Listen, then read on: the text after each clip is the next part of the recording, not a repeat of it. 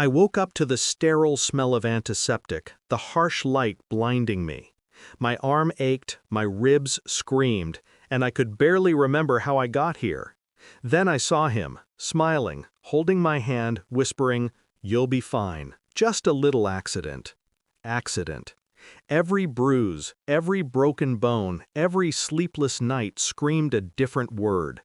But in that moment, I didn't cry, I didn't flinch, I watched him, studied him. The cracks in his rehearsed story were already there. I met him 10 years ago. Handsome, charming, the kind of man who made your heart race and your mind quiet. I thought I had found home. I trusted him with everything, my career, my friends, my life. I fell in love the way you fall asleep, unaware, slowly, until it's complete.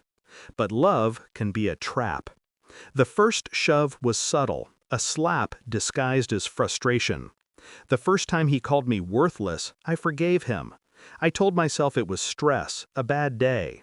And when the bruises started coming, I smiled in the mirror, pretending I had tripped, hiding the truth even from myself. The betrayal didn't announce itself, it whispered.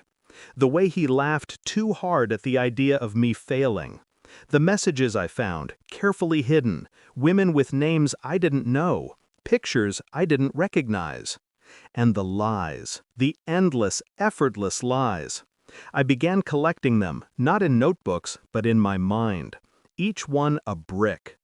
I remember the day I stopped being afraid. I was in the kitchen, blood drying on my arm, and he said, "You'll never leave me. You can't." And I realized he was right about one thing. I wouldn't leave, because I had a plan. I started quietly. The lawyer, the hidden accounts, the secret recordings. Each step methodical, measured. I watched him, learned him, cataloged his weaknesses. Friends who believed his stories now heard mine, backed by proof. Companies he bragged about cheating were now in my files, evidence of fraud, deceit, theft. Every smirk, every lie, every abusive gesture became a weapon. And then came the hospital. He carried me like a trophy, whispering a rehearsed story. She fell, she must have slipped. But I had slipped, yes, but into a trap he didn't see. The doctor asked me questions, calm, clinical. "Did you fall down the stairs?" I nodded, softly. Then I added, "But he did it too." The room froze. The color drained from his face. I watched the realization hit him, brick by brick. The charming, untouchable man crumbled under the weight of evidence I had orchestrated to appear almost accidental. The police, the reports, the cameras, every step I had set in motion converged here, in that small hospital room. He tried to speak, tried to charm, tried to deny, but this time there was no escape. His words stumbled, his lies cracked, his empire of control fell apart while I sat, calm, victorious, my pulse steady, my heart cold but unshaken. I wasn't just surviving anymore, I was winning. And the irony wasn't lost on me. He had tried to destroy me with his fists, his manipulation, his lies. And yet, it was his arrogance, his certainty that I would always be powerless, that brought him down. Leaving the hospital, I felt something I hadn't in years. Freedom. Not happiness, not relief, but power.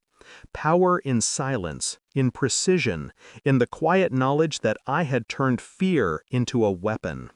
He called me later, begging, pleading. I let it ring. Every unanswered call, every unopened message was a victory. He had no one now, no lies to hide behind, no charm to manipulate. I don't feel rage anymore. I feel control. I feel justice. And I feel the kind of calm that comes from knowing the monster who haunted my nights is now trapped in the labyrinth I built.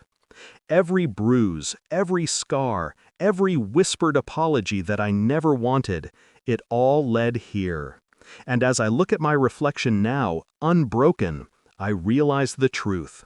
He thought he was the predator. but I was the architect of his downfall all along. And that is more than enough.